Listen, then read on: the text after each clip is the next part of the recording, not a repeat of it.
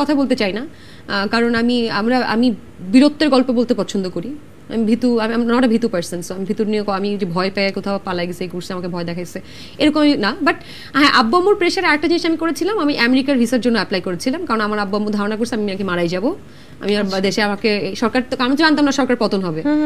তো আমি যে ধরনের কথা বলছি, যে ধরনের ভিডিও আপলোড করছি, আমি যা যা বলছি তাতে তো আমার দেশে আসলে থাকতে দিবে না আমাকে, আমার আব্বু আম্মু ধরে নিছে। তো আমরা আমেরিকা সবাই মিলে বা পরিবারের সবাই মিলে আমেরিকার ভিসার জন্য অ্যাপ্লাই করি।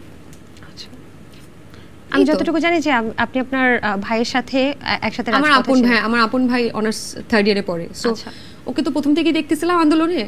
তো ওইটাই কথা যে আমার আপন ভাই রাস্তায় নামতে পারলে গুলির মাঝখানে কখন কি হয় এটা জানি না, তো কিভাবে বাসায় থাকবো, আসলে নেমে গেছি।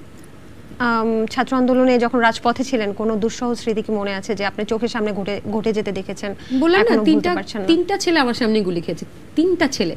এবং ওই ভিডিওটা আমি যতবার আপলোড করি ততবার ওরা নামানোর চেষ্টা করে, এবং ততবার আমি এটা আপলোড করতে থাকি। আমি নাছোড়বান্দা, আমাকে 100টা 1000টা, আমি আমার ফেসবুকে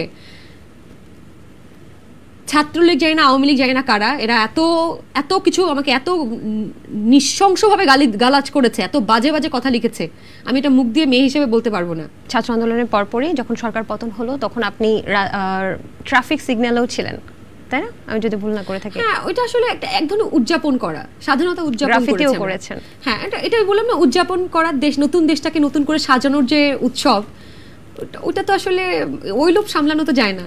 5 আগস্ট কি করেছেন, বা 36 জুলাই কি, মানে অনুভূতিটা কেমন ছিল? সারাদিন খাওয়া দাওয়া করি নাই। আচ্ছা, কেন? মানে এত এক্সাইটেড, আমরা তো সকালবেলা নেমে গেছি, আমি রাস্তায় বসে শুনি যে শেখ হাসিনা চলে গেছে। তখন অনুভূতিটা কেমন ছিল? কি করেছিলেন প্রথম জেনে? আব্বুকে ফোন দিছি, আব্বু ওয়াজ সো ওয়ারিড, তারা ধরেই নিছে যে ওই দিন উত্তরাতে মানুষ মারা গেছে, বাড্ডাতেও মারা গেছে। হ্যাঁ, সো আব্বু ধরে নিছিল আমার কিছু একটা হয়ে যাবে। আব্বু মুখে ফোন দিছি যে আব্বু উই আর সেফ, দেশ তো স্বাধীন হয়ে গেছে। আমার আম্মু, আচ্ছা আমি একটা কাউকে বলি না এটা এখনো, আমার আম্মু একটু মানসিকভাবে, আম্মুকে ওষুধ খাওয়ানো লাগতেছে, আম্মু হাসপাতালে ভর্তি ছিল, কারণ আমরা 2 ভাই বোন, তো দুইজনই রাস্তায় ছিলাম, আম্মু ওই প্রেশারটা নিতে পারে নাই, কারণ মায়ের মন তো, সে বারবারই বলতেছিল যে আমার ছেলেমেয়ে দুইটাই মারা যাবে, আমার তো আর কিছু নাই। তো আব্বু আম্মুকে ফোন দিচ্ছে, আম্মু তুমি চিন্তা করো না, দেশ তো স্বাধীন হয়ে গেছে। আম্মু এখনো অসুস্থ, আম্মু ওই ট্রমা থেকে এখনো বের হতে পারে নাই। তো থ্যাঙ্কস গড, আল্লাহর সাথে ছিল যে দেশটা স্বাধীন, আজকে এখানে বসে কথা বলতে পারতেছি, আদারওয়াইজ এখন কি হতো আমি জানি না, আমি কোথায় থাকতাম আমি জানি না। শহীদ মিনারে সবাই একত্রিত হয়েছিল, তখন সবাই একসাথে গান গেয়েছে, দেশাত্মবোধক গান গেয়েছে, দেশের গান গেয়েছে, আর সেটা আমরা অনেক ড্রোন শটে কিন্তু দেখতে পেয়েছি। সেই সময়টা কি আপনি ওখানে ছিলেন? হ্যাঁ, এবং স্টুডেন্টরা আমার গাড়ির উপরে উঠে উল্লাস করছিল, একটা ভিডিও আছে, আশেপাশে অনেক স্টুডেন্টস ওরা উল্লাস করছে, আর আমি একটা প্ল্যাকার্ড নিয়ে গাড়ির ভেতরে বসেছিলাম। এটা জাস্ট ফেরার পথে, সারাদিন ছিলাম, রাতের দিকে ফেরার পথে দেখলাম স্টুডেন্টরা এক জায়গায় সবাই উল্লাস করছিল ওখানে। এটা মানে এই সময়ের অনুভূতিগুলো বোঝানো যাবে না, একদমই অন্যরকম অনুভূতি। আমি ভাগ্যবতী এই ধরনের সময়ের সাক্ষী হতে পেরেছে। আপনি তো মুক্তিযুদ্ধ দেখেননি, কোন বিষয়টা আপনার? এই যে 24 দেখলাম, 2024-এর মুক্তিযুদ্ধ দেখলাম।